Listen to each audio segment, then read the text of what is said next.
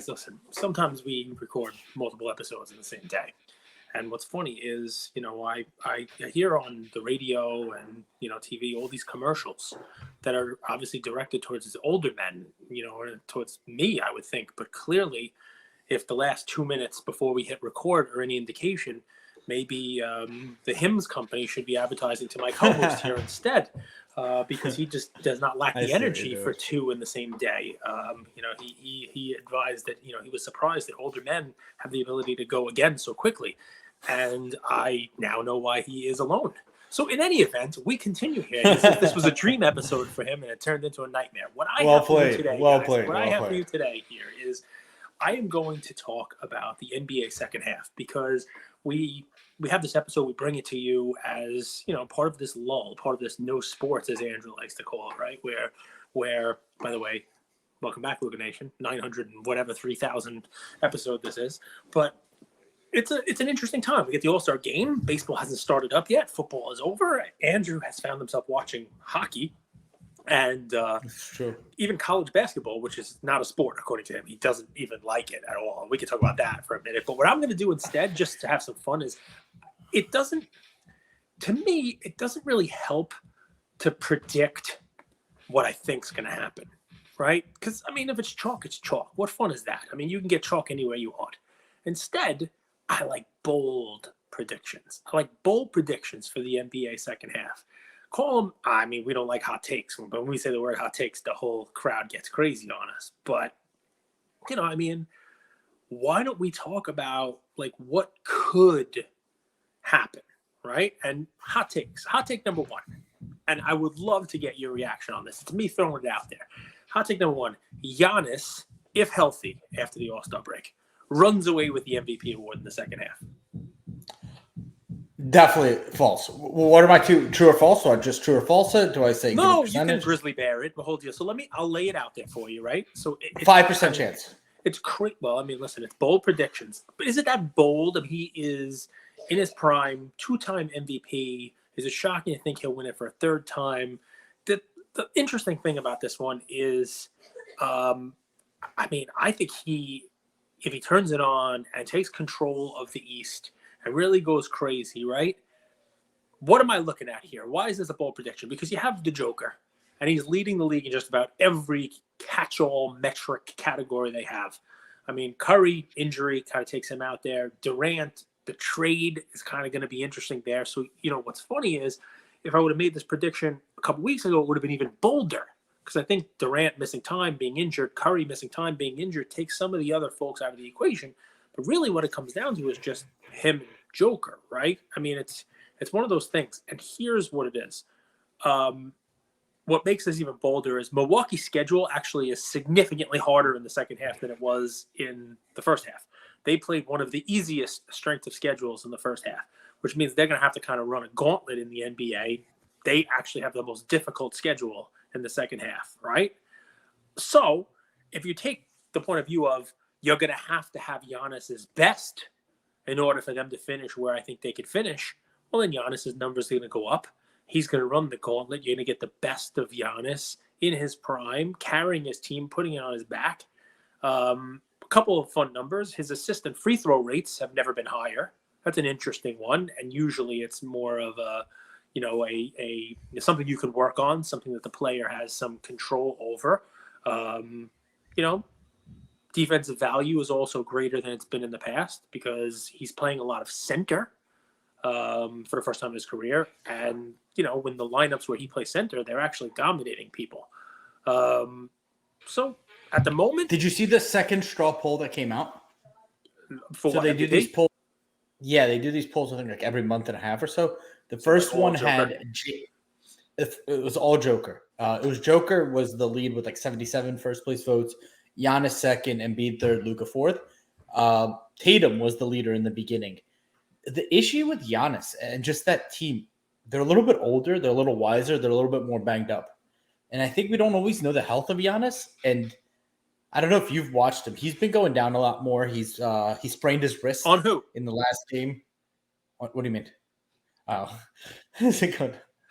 You told me you didn't have it, so I'm trying to keep you awake. I'm trying to keep you in this episode. I'm awake. I just don't think it's Giannis. I don't think it's Giannis. Bold prediction number 2. It's bold prediction. So bold prediction number 2.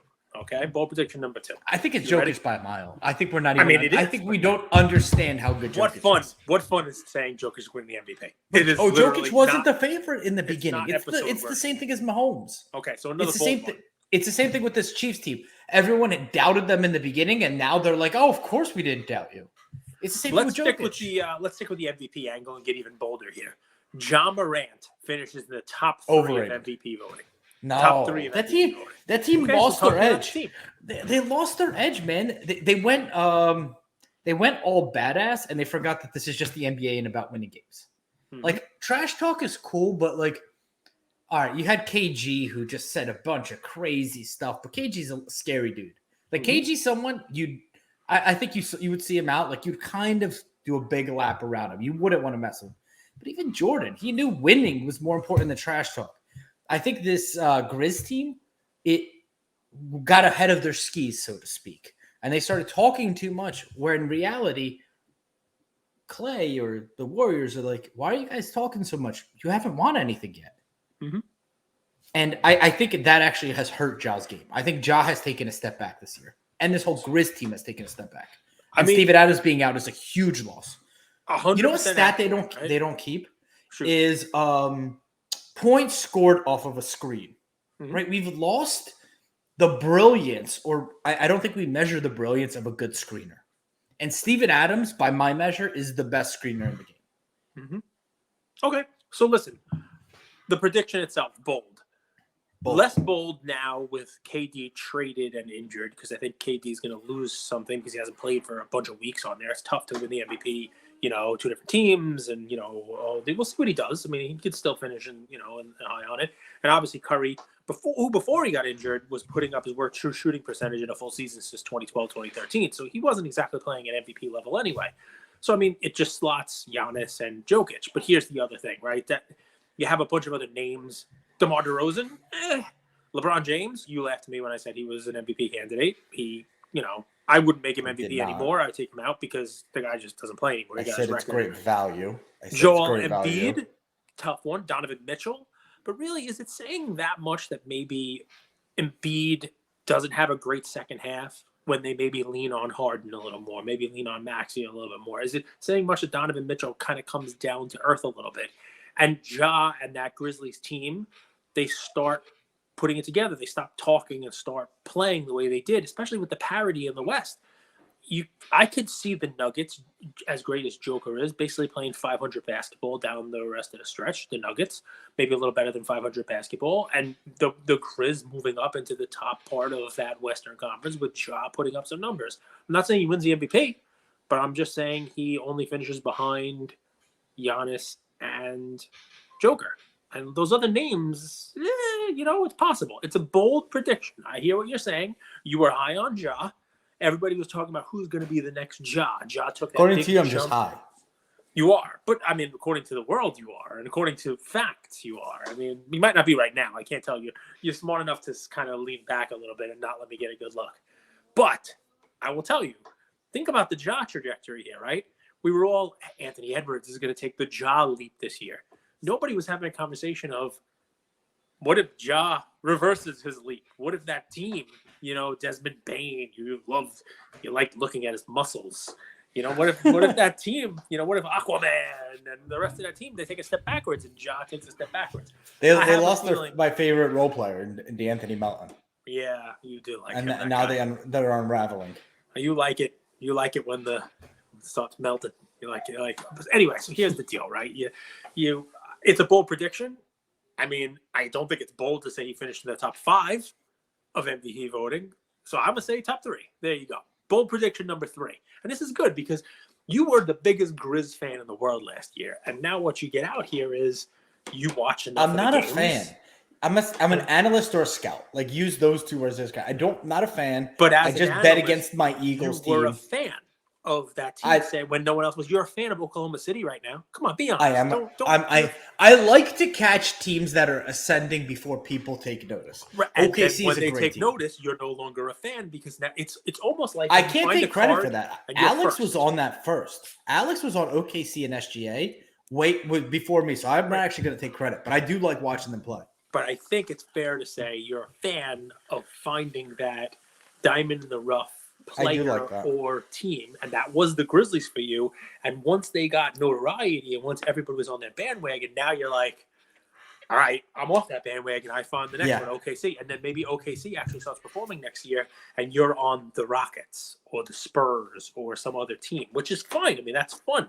That's a fun way to be. Game. Devin Vassell has some good cards. You ready? Bold prediction number 3 for the second half. 2 more head coaches will lose their jobs. Yeah, I can tell you 100% is going to lose. Talk to me. Nate McMillan's gone. All right. So we started the 2021-22 season with 8 new head coaches, if you count Nate McMillan, which is exactly where you want to go, right? So talk to me about Nate.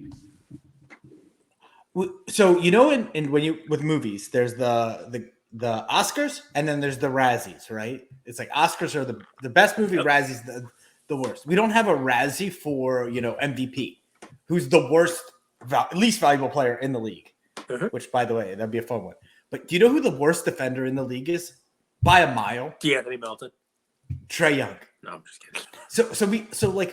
We were just talking about MVP, right? And it was like Steph. Steph. But they're honestly, if you actually think about it, the difference between a Ja and a Steph is like millimeters. It's the one of the 1% of the Jokic and Giannis and Embiid. They're all amazing. The difference with them is so microscopic. But the difference between like the second worst defender and the worst defender is astronomical. Trae Young is the worst defender in the entire league by a mile. And if you guys have watched this Atlanta team, it doesn't even look like they're trying. The talent that they have versus their performance is a joke. They're like a below 500 team. I think they have a lot of young talent. Trae was supposed to be, the guy. The guy. He got traded for Luka, going to go down as one of the worst trades in the history. I've already said that. Nate McMillan's going to take the fall, but that team is a disaster. So McMillan, why? I really am loving watching the hobby realize how much of a disparity there is between Luka and Trae. Not on eBay. There isn't. On eBay, Trae outsells him. It just doesn't get paid for. So what's funny about this and why it's an interesting one to throw into the bold predictions is I believe that this is a fair statement. NBA coaches are hired so that they can be fired. Who did McMillan replace? I remember this guy. Exactly. You are proving my point. I don't expect you to remember Lloyd Pierce. Pierce. He was a first-year coach. So if you go back to the 2021-22 season, basically a year ago, right? 21-22 season, 8 new head coaches counting Nate McMillan, right? You already seen Sacramento get rid of Luke Walton, which means basically 1 in 3 organizations has already had turnover at the top in the last year or so. That means a third of the teams basically have switched their head coach. You think, all right, we're going to have some stability here, but that's not what happens. I think these coaches, the Luke Waltons of the world and Nate McMillan's, and in addition to Nate McMillan, and by the way, he was I said 2, unless the Lakers figure it out, Frank Vogel won a championship 15, 16 months ago. Is he not on the chopping block, right? I mean, he won a ring. It was, count it out, I think it's 16 months ago. But LeBron, that's pressure. Le GM, it doesn't just work for the trades.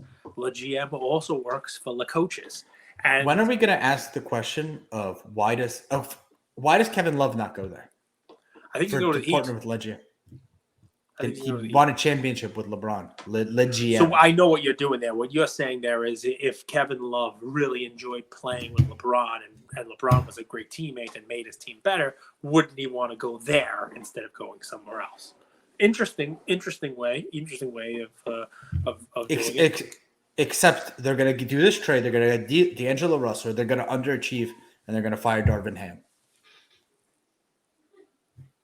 There you go. I mean, that's it, right? I mean, I love it. Love it. Ham gone. I think. Listen, I think this is The coaching one may be my least bold prediction just because of the way the NBA is going. But with that much turnover, you wouldn't think there'd be so many more people fired. But I think saying there's going to be two Who do NBA you coaches, like to watch play? Who do you love to like? Who do you enjoy watching play? Devontae Graham. You know he's on the Spurs now. Of course. He led the Spurs in scoring his first game there. Then he comes with a bench. He doesn't really get a chance to heat up all the time. I watched him play against the Hornets, and I was hoping that he'd have more run, against his old team, going back home and stuff like that, but they didn't really let him play too much. Spurs are a fun team. It's another team, though, where they're really looking to showcase their young talent and see what they have, and he's not somebody that is a long-term solution for them, so he's not going to get run there. The NBA, what I found is players who may not be household names or superstars, if there's no other options, if there's a way to go out there and play, you could score 20 in the NBA. Cam Thomas is no one. People paying ridiculous amount of money for Cam Thomas. Where was Cam Thomas this whole season? All of a sudden, there's a trade. There's no one there. And you have to have somebody fill up the stat sheet. So Cam Thomas scores. It was the same thing with Devontae Graham. That's why I started to love him. Terry Rozier went down. They had nobody on the team. The Hornets roster was crap. They were basically tanking for LaMelo. And let Graham start. And he was putting up 40 points against the Nets. Anybody can do it, I believe, if given the opportunity to continue to chuck up threes. So hot take. We'll continue on hot takes. Yeah. WWE is 100% scripted. It's not rigged. It's scripted. Correct. It's also for sale for $9 billion. You want to chip in with me? Sure. I've never watched WWE. I'd rather buy the NBA. What percentage of NFL would you say is scripted? The first 15 plays in every game by the offense. Would you say it's 10%, 0%? It's the first 15 plays are scripted. And by scripted, I mean that the offensive coordinator and the coach know what plays they're going to call ahead of time.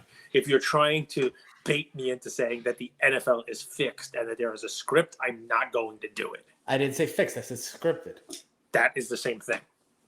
Only if it's 100%. 100% is scripted. But let's say it's 50%. That leaves 50% the chance. 50% of the time it won't go according to the script. What script? Now elaborate.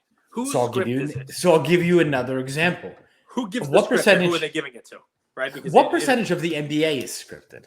0. Because it's not scripted. To me, this Kevin Durant trade to the Suns will inevitably paint LeBron as a hero and Durant as a villain. At the end of Durant's career, it's going to be said that he's joined all of these super teams and underachieved. He was with the Warriors. He had to go there to win a championship. When he finally went out on his own to Brooklyn, that was a calamity. And hot take, when this Suns team completely underachieves, again, it will be like, look at this super team. Kevin Durant can never win anything. And they're going to paint, I think, LeBron as a hero. Okay. Continuing with hot takes. I mean, that's a different script. That's like narrative script. That's not within game script. That's not like plays. It's not like refs calling penalties and stuff like that. You have to really elaborate on what you mean by the question there. So that's the story. You don't like my question. Get in line. I always loved all of your questions. It starts with the premise that you're comparing sport leagues, and I know the NFL, entertainment and sport, you're comparing it to what's not a real sport. I mean, wrestling it's entertainment. It's a script. It's 100% a sport. They say it's just a scripted sport. They say it's entertainment. They say to the people who are involved, this is what you're going to do. Here's who's going to win. Here's who's going to lose, and how. That is, you can't compare that to the NFL and the NBA, although I'm sure there are people out there listening who say, yes, you can. Everything is scripted. My wife, by the way, would join that list of people saying that the NFL especially is fixed. I wouldn't say it's fixed where they define the outcome, but I think that they could put things in place to raise the percentage chance that the outcome will happen based on what they want to see happen. Mm-hmm. The leagues. All right, interesting stuff. Real interesting stuff. I got another one for you. Let's see. Go ahead. The Kings will end the NBA's longest active playoff drought and make the playoffs. They are. You think about that? Do you know they're definitely going to make the longest active last 2 decades, right?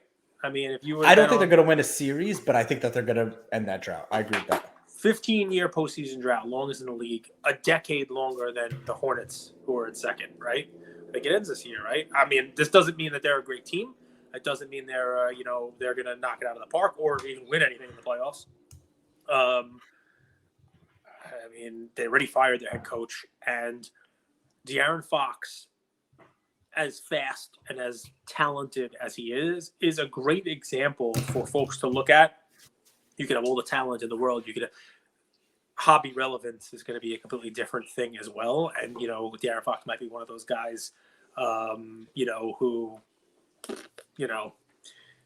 is not exactly the greatest investment in the world. I mean, you started to see some of his cards go up. I might, if I owned his stuff, take advantage of, if he does make the playoffs. This is a team that's played well over the last month. If you look back in January, mid to end January, they only had a 4% chance of making the playoffs. They've actually done, pretty well since then. But we've talked about this parity in the league. Bottom of the rest of the West is weak, right? You got teams there that I think they're better than, including Portland and a couple of other teams. I think that they make the playoffs. I think they actually, get in and, they do their stuff. He would become cardboard relevant, though, if he led them to the finals. The finals, sure. But I don't think part of it is a chance of leading him to the finals on that team. So part of it is performance, too. Uh-huh.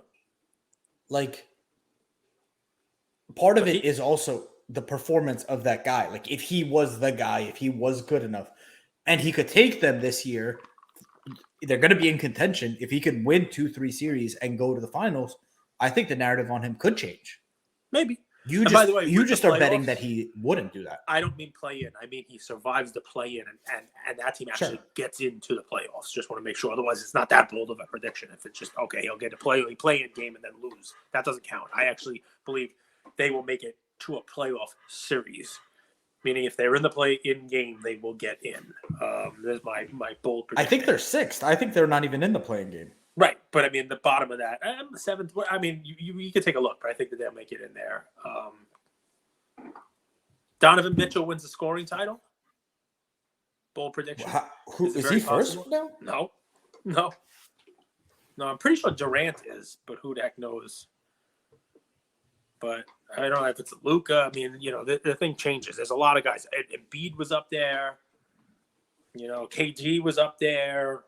LeBron, with his run of crazy points, was up there. Giannis. There's a lot. Trae Young, Joel Embiid. My prediction is not even in the top. I don't even think the top 7 presently. Take a look. That's interesting. I think this Cavs team is better than advertised. And I think if they finish first, which it's not that far out of the question that they could finish first in the East, and Donovan Mitchell wins the scoring title, I think he could get MVP. That's a lot of ifs.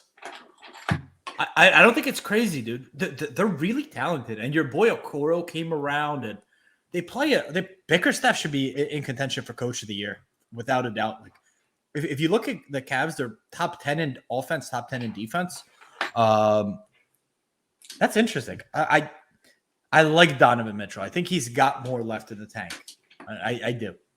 He really would have to turn. What is he averaging right now, Mitchell? I mean, this is crazy bold, right? 27.3. Yeah, I mean he'd have to score like 40 points a game for the rest of the way.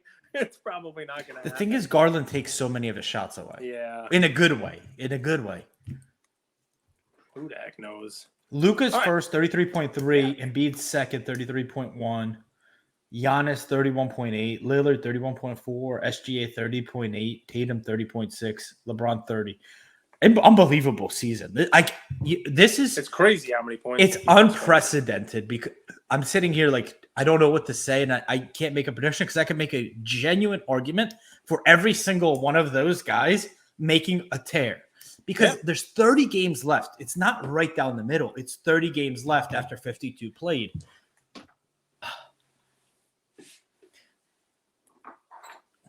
Embiid's such a softie, though. I got to tell you, man. Did you see his comment? He's like, I'm not healthy. I got to get healthy. He looks like a floppy fish out there always when he plays, but he's so good. I mean, listen, I like Embiid. But do you trust Embiid? No.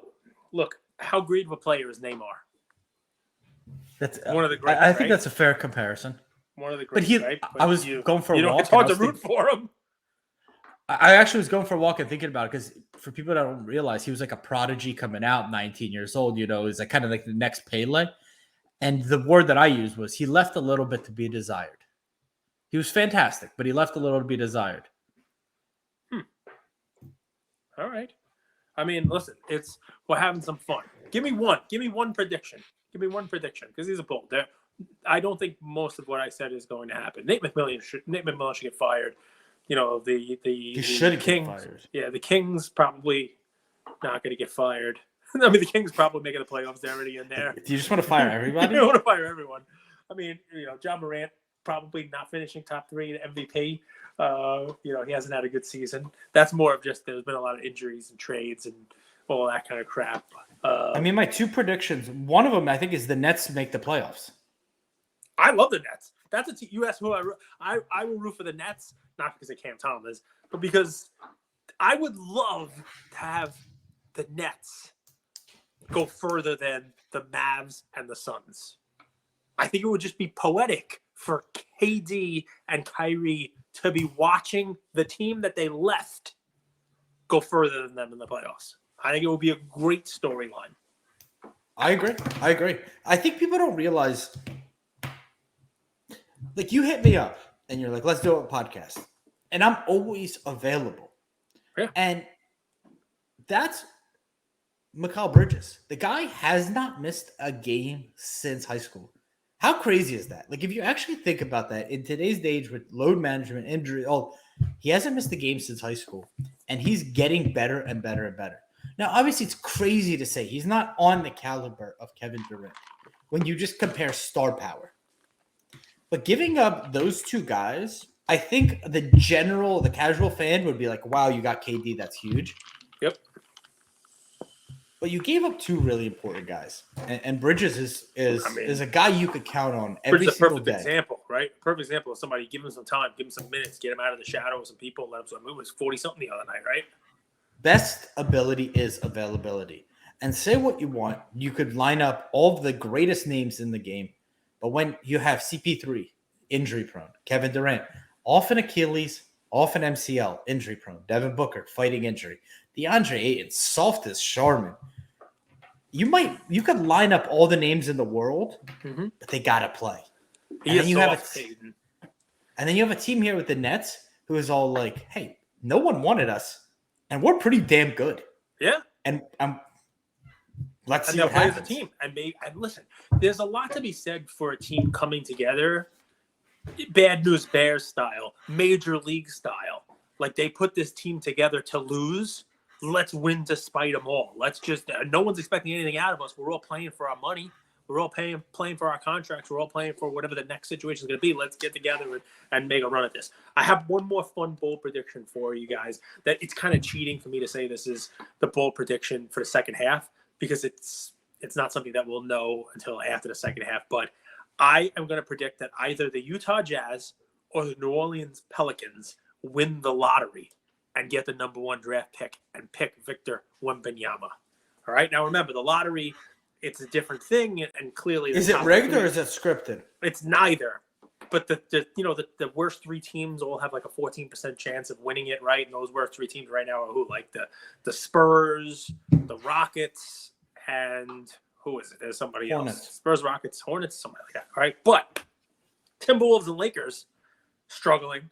If the Lakers don't turn it on pretty soon, they could just dump because that's just the way it is. But the way that it works is the Timberwolves. They fold the corner.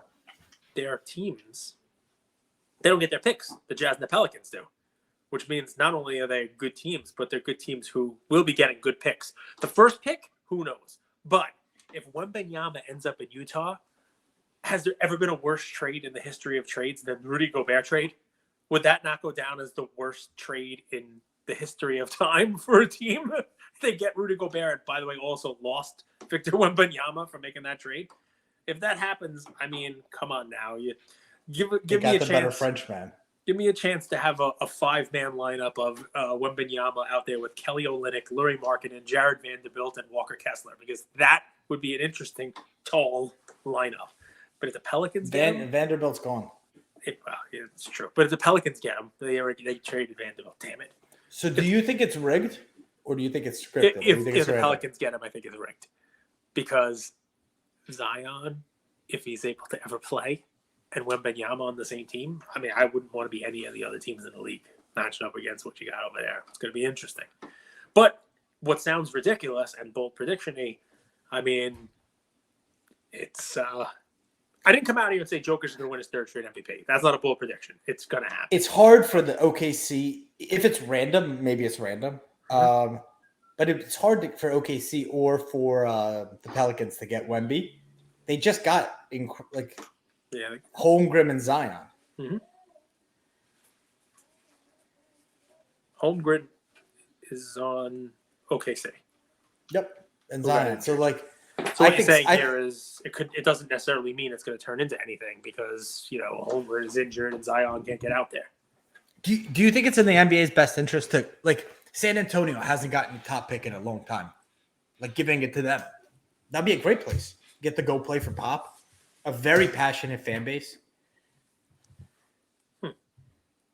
Because without it, the Spurs are going to struggle for another 3, 4, 5 years.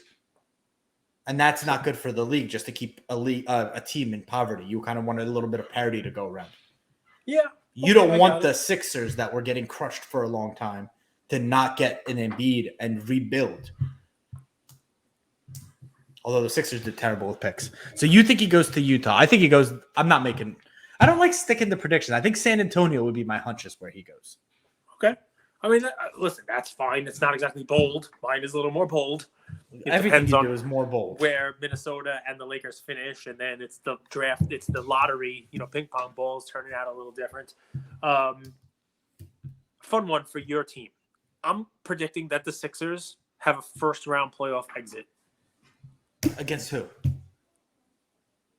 Whoever they none of whoever, the 7 or 8 seed is going to be able to beat them. Whoever they play, first-round exit, and Embiid demands a trade over the summer.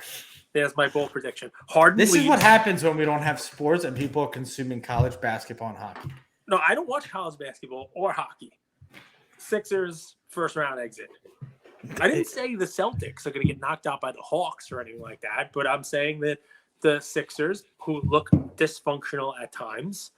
The Sixers are top 5 in offense and defense. So what? The Celtics could finish the season top 1 in both, with Williams out there at the second half of the season. I mean, they're plus 280 or some crazy on offense. They're already number 1 offense, and they're very close to number 1 defense. The Celtics could finish 1-1. I'm not saying they're going to get knocked off in the first. I'm saying the Sixers are. Sixers are going to lose to the Wizards or the Raptors or the Heat. Could they not lose to the Heat? No. The Heat team has 10 undrafted players. Here we are, guys. Kyle Lowry. Remember, the bold predictions for the NBA second half. We've got some bold ones. The vast majority of them probably not coming true. Giannis is not going to run away with the MVP, guys.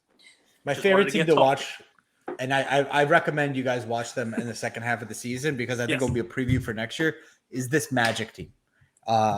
Started out slow. 24 wins. No one's really talking about them, but they have a really interesting team that's 10 people deep, where you have Jalen Suggs coming off the bench. Paolo Banchero is your dude. He's a big boy. Yep. He's 20 years old. Paolo Banchero is a big boy. You got Franz, you got Mo. That in the F1, I think it was, where is it, Miami? That the F1 guy thought he was Patrick Mahomes. Apparently, the announcer is a legend in the Great Britain. Sure, he is, but it was pretty funny. I have one question for you. Okay, one question. The biggest sleeper or the biggest hot take that isn't used was the Clippers to get to the finals. Okay, and I was just going there. Does Russell Westbrook go to the Clippers? And if he does, what does that mean for the Clippers? Because I think that's why would he not go to the Suns? It makes no sense. The Clippers don't need him. But the Clippers don't need him. The Clippers have 12 guards. Why do you need another guard? They just got Bones. They have Terrence Mann. They have Powell. They have Kawhi. They have Paul George. How many ball handlers do they need? It wouldn't make any sense for him to go there. All right. But even without him, you think the Clippers? I think with him, the Clippers get worse. What does he bring? They have plenty of ball handlers. What the Suns need is a ball handler off the second unit to speed up the pace because they have a bunch of grandmas and old guys playing in the first unit. CP3, have you seen him run an offense recently? He's slow as molasses. Booker with his groin, he like wobbles up. And you have KD off an MCL. And dude, DeAndre Ayton, 6 rebounds, 0 offensive rebounds versus Ivan Zubac. That's how unaggressive Ivaka Zubac. That's how unaggressive like Ayton is, man. So you bring in Westbrook, who brings so much tenacity to a team that has no tenacity. They're all finesse guys. You bring it with Clippers. I don't understand the league. How does Kevin Love not go to the Lakers? How does Westbrook not go to the Clippers? Kevin Love to Miami. What the fuck is he gonna do there? They have plenty of Kevin Loves. Their entire team is Kevin Love. You know what? Westbrook not playing really right now with the Jazz and sitting out games. You know what it's going to allow him to probably avoid. Although we'll see what happens. He Arguing is with fans. Yes. No, he is like 50 something or 50 something turnovers behind John Stockton for number 3 all time in turnovers. All time. I'm surprised Stockton has that many turnovers. Well, played a lot. John Stockton. If you go through the list of top 10 turnovers, Stockton has the most games played. He played 1,500 games, but I mean, dude, do you know who's right behind Westbrook? You know who Westbrook just passed? Kobe, yeah. Kobe played 1,340 something games. Kobe and Westbrook are guys that are trying to make something happen. Stockton is a guy where most of his passing was feeding it to Karl Malone in the post.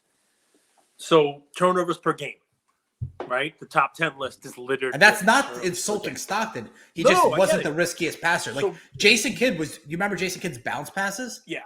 So think about it. It's more longevity. Kids in the top 10 also, right? Bounce passes the whole. Is Nash in the top 10 though? No. Exactly. So top 10 turnovers. Yeah, but Isaiah Thomas is. Right? I didn't get to watch Isaiah play enough to comment. Hakeem Olajuwon is. So that's the thing, man. You know, it's when you play that many games and you do that stuff. But the key is turnovers per game. So in the top 10 all-time turnovers, Russell Westbrook, it's not even close. 4.1 turnovers per game. Right? Insane. No one else over 4. There's only one other. Well, Isaiah Thomas was 3.76. But do you know who? There's only one other in the top 10 who's above 3.5 turnovers per game. The all-time leading turnover in the NBA history, 3.51 turnovers per game. No one has ever turned the ball over more, and probably no one ever will. LeBron James. Wait. LeBron has the most turnovers ever in the game? 4,788 turnovers. It's 250 more than Karl Malone, who's second. And Malone only did 3.07. But what's funny Malone is Malone, Stockton is third. But Stockton, Westbrook, and then Kobe. 2.82 per game, which is the lowest per game of any of the top 10. Because he played 1,500. He's the only one to play more than 1,500 games. 2.82. Kobe was 2.98, also low. Kidd, 2.88. Olajuwon, 2.92. So less than 3. I wouldn't say they were turnover prone, because like you said, they're trying to generate offense through them. Less than 3 is, respectable. Isaiah Thomas was almost 4. Westbrook's over 4. LeBron, 3.51 per game. A lot of turnovers. So this is where you have to add context to stats and ask how, if you watch Westbrook play, Westbrook's turnovers are all over the map. He's going to hit all of the next 5 minutes I talk about. But Kobe's turnovers more than likely were like shot clock violations because he got the ball at the end of the shot clock. Whereas possible. Yeah. Karl Malone's were probably because he got stripped from kind of the way Michael Jordan, because he was always on the block. Whereas LeBron's probably forcing play, whereas John Stockton's, because he's a point guard, he's always trying to make passes. So how you get turnovers also matters.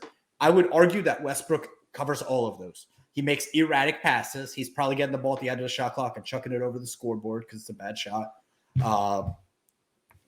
Makes sense. I'm surprised LeBron's number 1. Why? I mean, he's played a lot of games, which is part of the compiling and why he is. Yeah, but he doesn't play that. He doesn't play in the post too often. He's passing it from kind of the perimeter, and he's a big guy, so he could see over people. But it shouldn't surprise you that the people with a lot of assists, the facilitator. He's top 10 in assists, definitely in the league now, right? And he's moved up in the list of top Steve assists. Nash, but Steve Nash isn't on there. I wonder where Nash is. You know what I mean? And I wonder how many games Nash played, and I wonder how long Nash. I mean, I could look it up. Curry? Nash all-time ranks. I mean, they just haven't played the amount of games, right? This is a different thing. I would look at like what their per game is. Like how many turnovers did Steve Nash, have per game? So that would be the interesting thing. And I think it's, these are compiling lists, right? So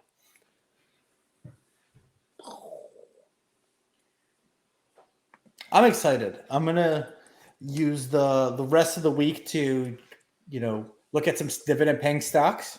Oh, relax. I have 400 in Verizon. I'm enjoying that. Just adding like $50 every week. It's really fun. But yeah, Steve Nash was number 5 in assists. So you're right. I mean, LeBron just passed him. So Mark Jackson, Magic Johnson, those guys weren't in the top 10 in turnovers of all time either. But yeah, it's interesting. Okay, so give me your bold prediction on. Well, it doesn't be bold. Give me a prediction on who wins the NBA championship, and then we can close it out.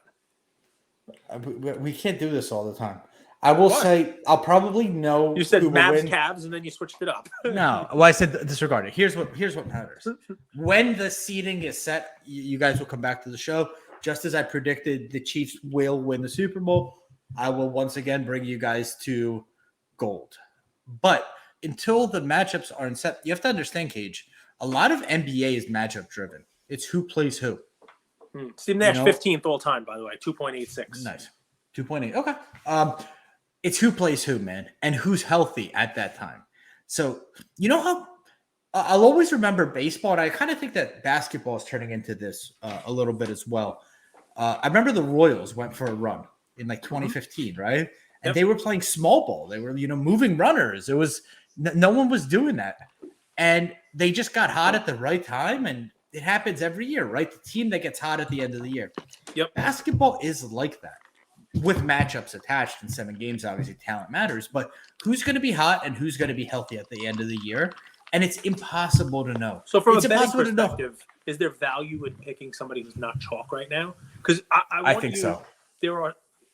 It's big money. The top 6 odds. Don't even look it up. I want you to guess. Who's the number 1 odds-on favorite right now? Let's use FanDuel. I'll pull it up. Okay. I would probably say there's probably 5 or 6 teams with plus 500-600 odds. Okay, so that's what's great. No, there's one team that's plus 280, and that's the Celtics. There's the Bucks are second at plus 430, and the Suns plus 480. The issue with the Celtics is they're still priced like they were in December, but they've been injury bitten recently. So you said it's probably 6 teams that are 500-600. Those 3 teams I just named are the only one with less than plus 500 odds. Say them again. Celtics? The Suns plus 480, the Bucks plus 430, and the Celtics plus 280. The next one is plus 750, the Nuggets. And then 5 and 6 are the Clippers plus 1,200 and the Sixers plus 1,400 at FanDuel. Where are the Cavs? I'll find them. Show more. Clippers have a lot of value. The Cavs are plus 2,600. Cavs have a lot of value. Cavs are, I mean, if we're just like. That's it. The Mavericks and the Grizzlies plus 17. The Warriors plus 19. I mean, it's a very chalky top there. Only 3 teams under 7.5 to 1. It's pretty crazy. Cavs probably have the most, if we're just talking straight value, Cavs are a top 5 team in the last 10 games in both offense and defense. They're a top 10 team in both categories for the year. So if we're just talking about best team, there was a cool interview, JJ Redick, I reference all the time. He was like, CJ was saying, some players love the ball, but some players this said 9 to 5 to them. I think Kawhi is someone who this is a 9 to 5 for him. But I'll tell you, when he's playing at a 9 to 5, he's a top 3 player in this league. That's so like if 12,000, by the way. Not a terrible flyer. I mean, dude, they're still a good team. Like they have a lot of players on that team. Clippers, Celtics, Cavs would be my 3. I do think Bucks are really good. I just something from you know how much I'm not a believer in Coach Bud. Yep. And they just run such a basic offense that I think a good defense will key in. Draymond once talked about this since you got me rolling. He says just the true value in an offense of a swing pass. And I wish, and maybe with this new roster that the Bucks have some more depth with Joe Ingles, I wish they would move the ball more because then they would get a lot of open shots and it would be a lot of less of Giannis taking threes or Giannis steamrolling the other team. All right. I mean, makes sense. Totally makes sense. I mean, some fun stuff on the playoff odds, right? You think the Pacers make the playoffs? No, Pacers are bad right now. They're really struggling. Plus, I don't. But I'm not. They had something for a moment. I think they don't know their identity. I think they still think Halliburton's sort of that point guard scorer. But then you have, and I don't know if this maybe happens with teams. This friction of like Mathurin's the better player, but Halliburton gets most of the ball. But you see Mathurin comes in, man. That guy is a beast off the bench. So it's like, and you're not going to switch up that system late in the year. They have promise, but I don't think this is their year. There you go. It's just an odd one because they don't really give too many odds on FanDuel and making the playoffs, and the Pacers were there at plus 1250. So interesting. I like your little betting stuff. All right, man. Well, there's some bold predictions. You like my. I think OKC makes the playoffs. I think OKC makes the playoffs. I've said that all year. All right. They were plus 3,000 to make the playoffs before the season started. To make the playoffs. Dude, they're I know this doesn't say much, but they blew out the Rockets by 40. And they lost to the Rockets earlier in the season. So it was kind of like a revenge game. But I'll tell you, man, this team doesn't have a ton of talent. Like outside of SGA, I guarantee most of the people listening can't even name guys on that team. But they're playing so well. You can get 2-1 right now on them just making the play-in. Interesting. They were plus 3,000 to make the playoffs before the season. That's insane odds. They're playing better. They're actually one of the best defenses in the league. People don't realize. I think top 13 or 12. And then making the playoffs, you're actually talking about like playoffs. We're talking playoffs. Yeah, actually like not that. I mean, surviving the play-in. It's if they get to the play-in, I think they win. 6-1. 6-1 that they actually get into the playoffs. So clearly they've improved from preseason odds. So interesting stuff. All right, well they're one of the few teams that plays a complete 48 minutes. The which you second gotta half respect. of the season. What am I looking forward to? Meeting Tyrese Maxey. That'll be fun at the Philly show. We'll be there, I believe. Getting excited for Mint Collective coming up. That's end of March, folks. We'll see you there. I'll bring some cigars. Anything else in the hobby you're excited for? DPZ Collector Series. I'm really enjoying that. Pokemon. I like our place in the hobby. Like we're not like, oh, look at me, but look at my cards. Our place in the hobby is much more educational driven. I like that. It's talk. It's a lot of fun. People really enjoy. Well, we just talk, but yeah, Black Jaded Wolf educates. Your Visine advertisement the other day. People really got a kick out of that. It was a lot of fun. Your groupies are weird. The people that just DM you and never DM me, like, just a weird crew.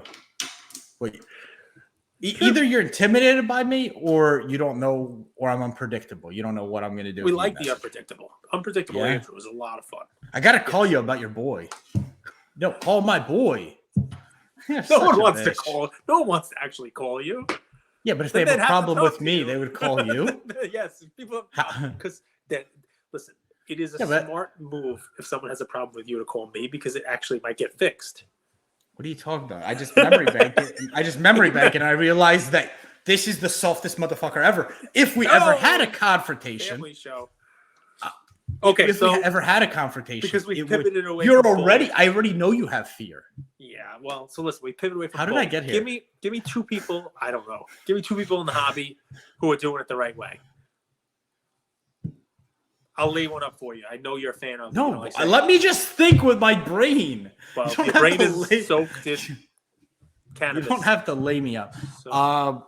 I like the Reckless family's moves. Hey, me too. Big fan. They're a little unpolished, which I think is kind of cool and candid. They're great. Which I resonate part of what more. makes them appealing. Well, yeah, and they do podcasts. They do guest interviews. They do the hobby school. They showcase their kids. They're very generous and giving. They reshare people's content. They comment on people's content. If we kind of drew that like wheel, I think they kind of hit all the bases. They are people who are not attempting to make themselves shine brighter by blowing out your candle. They have no problem with your shining bright and their shining bright, which is the right way to do it. I like it. Give me another one. I know someone who you're a huge fan of, like a content crush. So I'll just lay it up and go ahead and say nice things. Mojo. You have a content crush on Mojo. Him and Jaimo's videoed each other. I don't know if they should have posted. Like, some stuff is private.